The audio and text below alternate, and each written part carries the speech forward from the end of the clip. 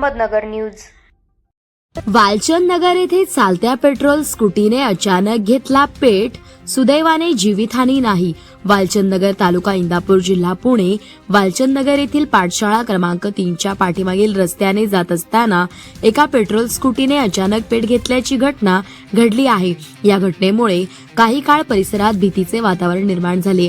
मिळालेल्या माहितीनुसार स्कूटीवरून प्रवास करणाऱ्या व्यक्तीला वाहनातून धूर येत असल्याचे लक्षात येताच त्यांनी तात्काळ वाहन थांबवून बाजूला घेतले। काही क्षणातच स्कूटीने पेट घेतला। स्थानिक नागरिकांनी तत्परतेने आग विझवण्यास मदत केली। सुदैवाने या घटनेत कोणतीही जीवितहानी झाली नाही। घटनेची माहिती मिळताच परिसरातील नागरिकांनी घटनास्थळी गर्दी केली। आग लागण्याचे नेमके कारण अद्याप स्पष्ट झाले नसून याबाबत अधिक तपास सुरू असल्याचे सांगण्यात आले। या घटनेमुळे वाहनांची नियमित तपासणी आणि सुरक्षिततेची काळजी घेण्याची आवाहन स्थानिकांकडून करण्यात आले आहे।